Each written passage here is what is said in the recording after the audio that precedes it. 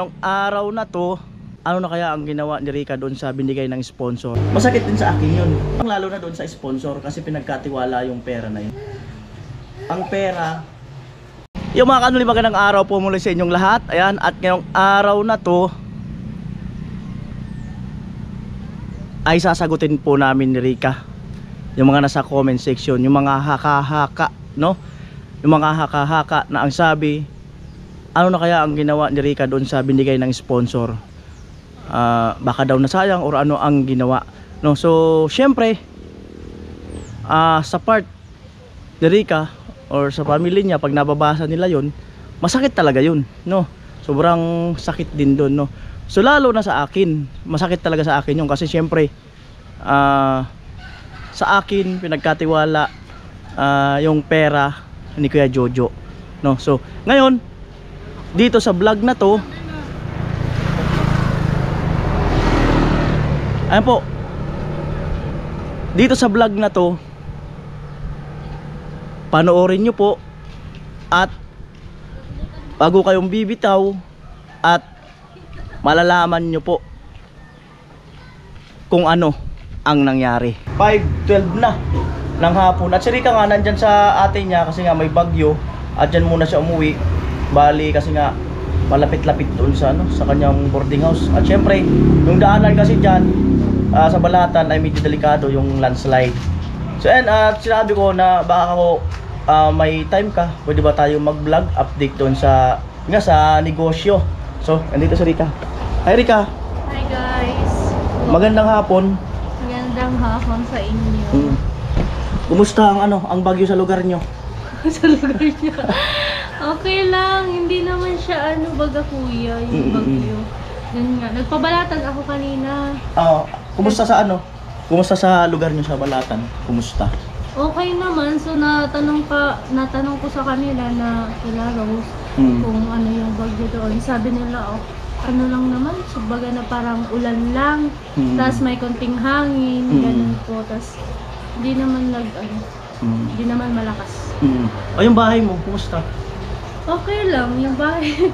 Okay lang yung bahay. Tapos tinulugan nila dyan kasi nung gabi nagsabi sa akin na daw sila mag-evacuate doon sa bahay. Sabi ko, sure, sige, buksan nyo na lang.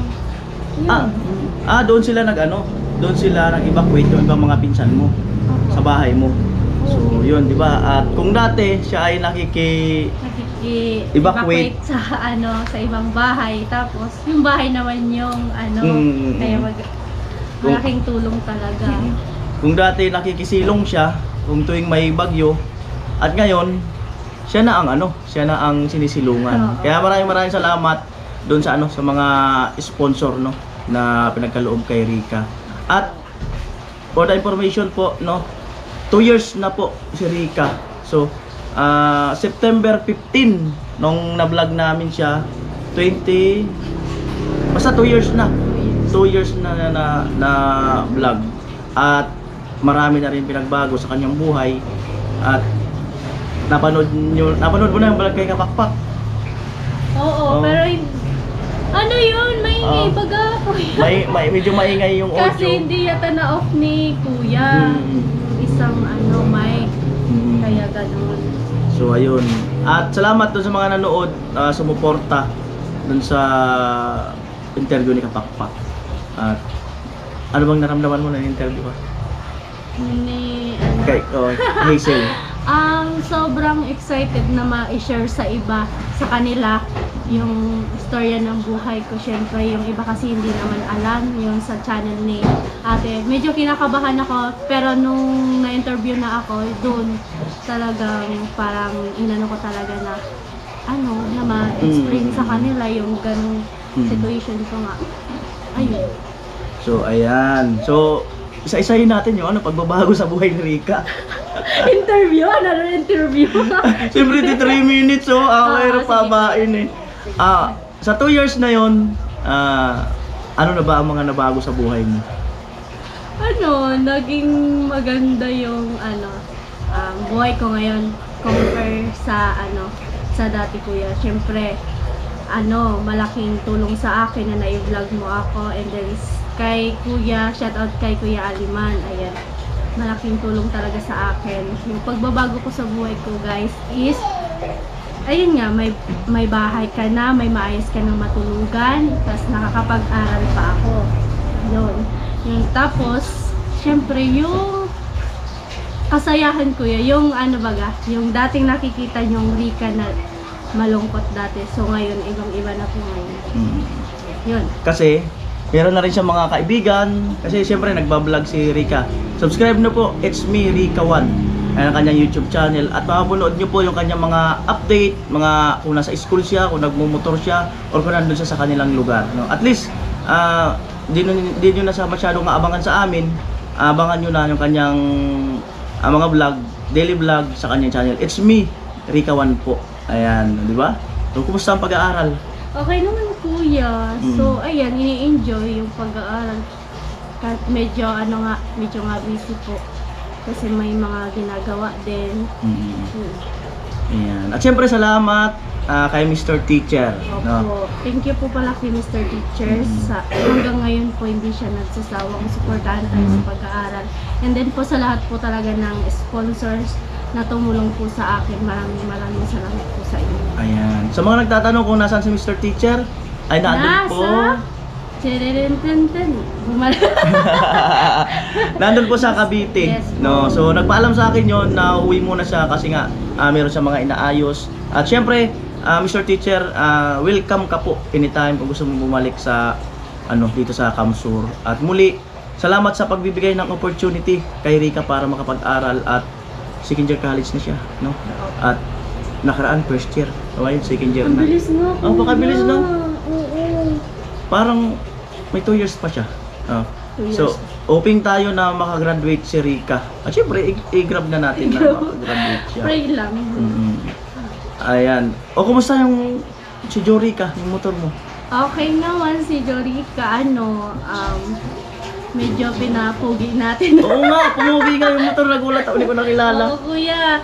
Parang sabi nga ni Jamela nung nakaraan, di ba, di niya ako nakikilala. Tapos, yun sabi daw, parang nagbago daw si Jorika. Siyempre, iba yung Rika mag-alaga, guys. Anong ginawa mo dun sa motor? At parang umano nga siya. Hindi ko rin siya nakilala. Hindi niya. Ano lang baga, yung pang sa motor, Kuya. Tank Hintab? oil, oo. Tapos inano ko si Jorika. Tapos ayun, parang bago uli. Natingnan. Hindi ka naman niya binibigyan ng sakit ng ulo. Halimbawa, pag bumiyahe ka na flat or ayaw umandar. Hindi. Wala siya. naman. Oo, nakikisama talaga si Jorika sa akin. Kinakausap mo siya pag tuwing, halimbawa, ngayong umaga, gagamitin mo, kinakausap mo siya. Sabi ko, oo, umayos ka sa pag-drive, ay umayos ka sa pagliko-liko Oo. Meron na bang point na, siyempre hindi ka, although may lisensya ka na, hindi ka pa masyadong biyasa sa kalsada, may time ba na parang medyo alanganin yung pag-drive mo or ganun? May time din na yung madulas, tapos na tapos yung biglang meron nagsusulpot na isang motor, tapos mapapaano ka talaga. Mabibigla ka. Oo. Pero ngayon, Kuya, okay naman na. Okay na. Okay na yung Pero comment kayo, guys. Oo. Pero at least na natuto na siya sa kalsada. Ibig sabihin, maingat na siya. Siyempre kailangan doble ingat kasi nga maulan, madulas ang daan. Ayan. So, mabait pala si Jorika, no? Oo naman, mabait yung may-ari. Siyempre. Ayan, mabait pala si... Oh, kailan lang pasok niyo school?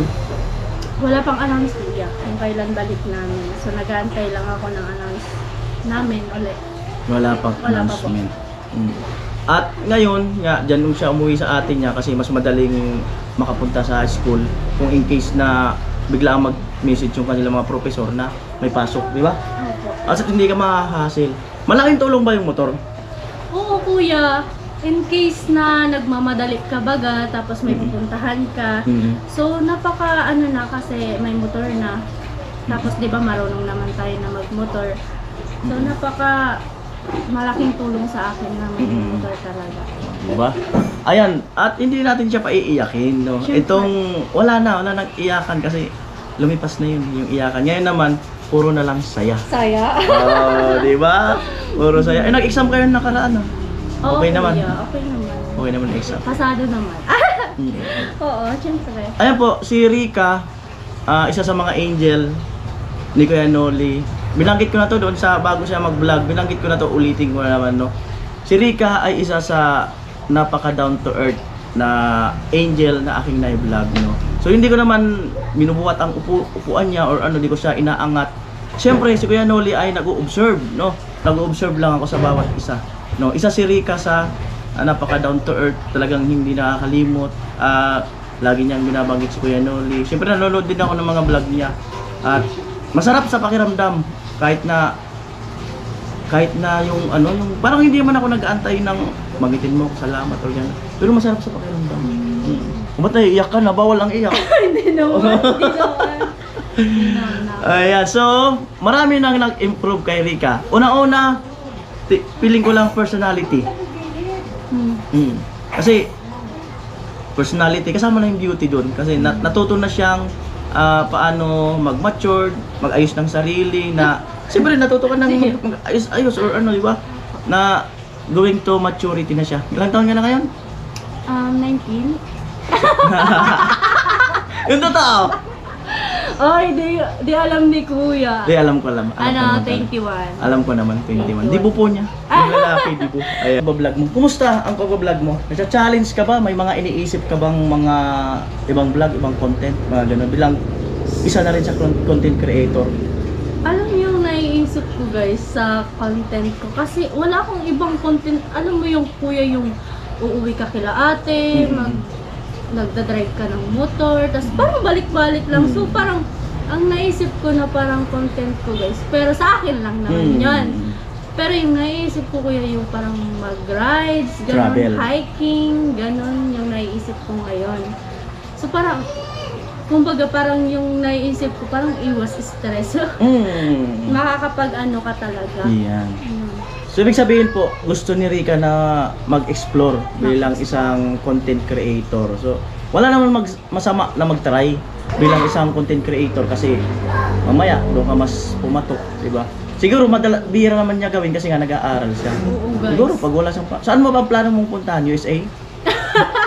Ang layo. Magmumotor. Dito muna tayo sa ano Kuya. Unang Dito destination. Muna, oo, sa malapit baga. Kumbaga, wala pang ano ngayon, pero sa malapit muna guys.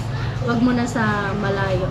Meron na siyang mga tinatarget na destination. Yeah. Pero travel, motovlog, maganda yan, motovlog. At least meron kayong aabangan sa channel ni Rika. Oo, maganda yan guys. Ayan, kung kailan man niya gagawin yan, samahan niyo si Rika sa ano, sa pagdadrive. Excited ka naman sa sweldo mo? Sa October? Sana Kuya. Siyempre, excited ako. Siyempre, unang sahod natin. Kung makakasahod tayo sa October. Kasi sabi mo nga Kuya, na dapat kailangan ng $100 yung sa ano. Pero, hindi ko pa alam kung makakasahod ako Kuya. Yung napundo niya, pasok na sa, meron na siya sa October. Sa October? Oo, meron ka na yung pundo mo. Meron Yung na pala. ngayon, para sa November. Ayan, so, okay, gets. Baliktad man ako. Ang pagkakaintindi ko kasi yung ngayon November is to. Ngayong October na months. November mo to nasasahod. Yung nakaraang buwan, October. Oo nga. Baliktad pala ako guys. Ano ng Sorry isang na. buwan? Parang September ang trabaho mo, October mo sasahodin. Tapos October ang trabaho mo, vlogging, November mo sasahodin. Parang isang Oo, ano lang. isang buwan ang Isang ano. buwan So, ang- ayan. At excited na si Rika.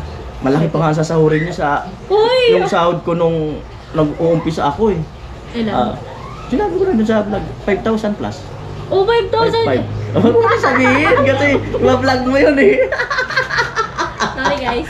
Ayan. So siyempre salamat doon sa mga nanonood kay Rika, no, kasi hindi naman siya pwedeng umasa lang sa sponsor, Opo. 'di ba? Kahit papaano nakakahiya. Kaya naggawa siya ng channel para at least meron siyang sariling kita, kayo. Oo. Pang sarili ba or pag-aaral. Kumbaga, pang ano lang. Malay mo pumatok. So, 'di ba? So, mas maganda. Ayan. At syempre, bakit kami nandito? At bakit kami may vlog ni Rika? So dako tayo sa ano, sa pinakang main na vlog So kinakabahan si Rica. Ano nga ba ito? Ayan no, so ito yung mga nagtatanong about sa nagsasabi na ano ba yan? Wala naman nangyari doon sa negosyo. Wala naman nakita kung saan dinala. Ang dami nagsasabi na winaldas lang, ganun. Siyempre ako nagbabasa ako ng comment. Bilang ako ang nag-guide kay Rica, masakit din sa akin yun. How much more sa kanya, no? At lalong-lalo na doon sa sponsor kasi pinagkatiwala yung pera na yun. So ngayon ay malilinawan na kayo. Ayan. So sa paglilinaw, ang pera ay nasa akin, no? Ayun, tanongin natin si Rica. Meron din kasi mga nagko-comment pero hindi man ako nagtingin dun sa vlog mo kuya bagay dun sa mga comment kasi alam mo na hindi ko naman na masyadong pinapansin yung comment ng iba. Oh, kaya lang minsan kailangan din natin na Sagutin. ma-update. Ayan. So, eto, tanongin natin si Rica. Nung ito kasi, medyo matagal na to, nung patapos na ng bahay ni Chinchin. Ano? So, anong sabi ko sa iyo, Rica? Ikaw na magsabi. Kung bakit hanggang ngayon nasa akin. Ano yun? Ang birang buhay. Nakalimutan ko na, matagal na yun. Ano yung combo natin? 'Di ba? Binibigay ko na sa iyo. Oo. Wait. Explain ko sa inyo, guys. Mm. Ilang beses na po kasi yan sinabi sa akin ni Kuya Noli, yung pera nga na parang iaano na sa akin, bibigay. Kaso nga lang mga kanoli is hindi pa ako nakakapag-open ng account. Ayan, sabi ko kay Kuya, hindi po ako hahawak ng pera kasi ang laki po niyan kung ibibigay mo sa akin na hindi ko talaga, kumbaga hindi man ako. Sabi ko nga, nagbiro ako kay Kuya Noli na sabi ko, Kuya sa'yo na nga yan. Sabi ko ganun. So, ayan nga po, hindi ko muna po talaga siya, kinuha kay Kuya. Kumbaga nandyan kay Kuya Noli.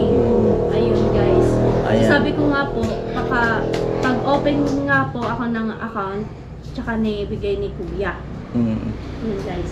Saka ina-update namin si Kuya Jojo na kung ano nangyayari, anong status dun sa cash, no? At the same time, si Rica po ay mag-isa sa bahay niya. Hindi man niya pwedeng hawakan niya na on hand.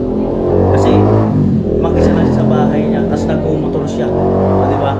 So, kaya inaano natin yung kanyang safety. Pero lagi ko siyang kinukulit. Oo, makulit si Kuya. Sabi ko, Kuya, wag mo muna. Diyan mo muna yung pera. Kasi napakalaki talaga, guys. Lagi ko siyang kinukulit. Siyempre, gusto ko na rin yung maibigay talaga sa kanya. Minsan tinatanong ko siya, ano ba talaga ang plano mo? Ano ba talaga ang negosyong gusto mo? Ayan, sabi ko sa kanya.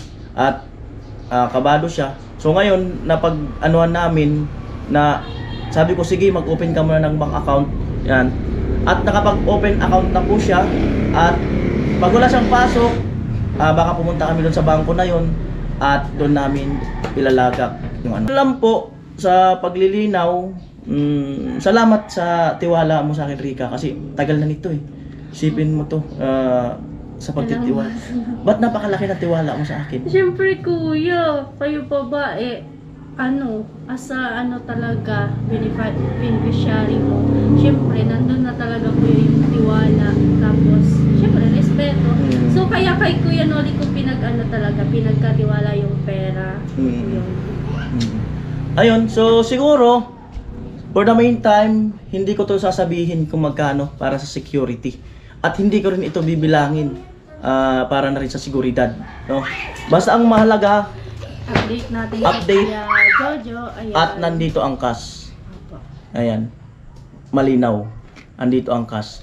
At hindi ko kasi ugali na maglabandera or ibandera kung ano man ang meron or ano man ang nahahawakan ko. Hindi ko ugali na meron ganyan, meron sponsor sa akin na ganyan, meron sponsor na pabahay na ganyan, meron pa sponsor na pa ganyan. So hindi ko po ugali na ipangalandakan kung ano man ang bigay ng sponsor. Nag-aantay ako ng tamang pagkakataon na kung ito na ba or kukunin niya na ba or ano. Pero gaya ng sinabi ko at ang advice ni Idol Japper Sniper, ingatan nyo ang bawat piso na bigay ng sponsor dahil ito ang magbibigay ng buhay sa inyo. At ito rin ang ikakasira nyo. No? At bukod doon, binibigay nga niya sa akin, sabi ko sa kanya, meron din ako niyan. Oo nga, sabi ko kayo, Oh. nagbiro ako noon. Oo. Sabi ko, kuya, sa'yo na nga yan. Ano sagot ko? Meron naman daw siya. Pero pabiro lang yan, guys. Oo. Oo. So muli, hanggang dito na lang po. At salamat sa pagpa-unlock ni Rica. At so ngayon, Oo, para malinawan din kasi may mga viewers din po talaga kasi nagtatanong kung ano na daw po yung negosyo. As of now, mga kanore. Kasanayan ko kasi, sorry guys. oo. So, ayan nga guys, magantayin muna po kayo kasi yan nga po, sabi ko nga sa inyo na after kong makagraduate, tsaka ako yan nga kuya. Kasi wala talagang kuya, kumbaga parang wala Asikaso. mag-aasikaso. Walang magmamanage. Ayan, total nandito na. Ang napag-uusapan namin ni Rica, kasi 4 years pa yan eh. Itong 3 years pa. Ang aming napag-uusapan, pasensya na Kuya Jojo, no? Hindi ko alam kung na-update ka ni Rica, no? Basta ang napag-usapan namin ni Rica, ano kaya kung instead na inegosyo mo, ilaan mo na lang muna sa pag-aaral mo. Kasi ilang taon pa yan. At least meron ka kukunin na budget na sigurado na makakapagtapos ka, no? Pero yun sa akin, suggestion lang. At syempre, sila pa rin final ni Kuya Jojo kung negosyo ba talaga yan o para sa pag-aaral niya. Opo. Ikaw mag-isip, guidance mo lang ako. So nakahinga ka na. Opo. Tapos nasagot na din yung mga katanungan ng viewers kung nasaan yung pera. Hindi naman tsaka guys, hindi siya guys nababawasan. Hindi siya nababawasan kasi nasa safe siyang At ano ba, may sasabihin ako na kalimutan ko, may isa kong sasabihin. Ano ba yan? Yung sige, kwento ka muna habang inaalala ko. Sige, alalahanin mo. So ayan guys, sana malinawan kayo na eto yung pera, hindi pa siya nababawasan, hindi pa nga siya natin sa pagnenegosyo.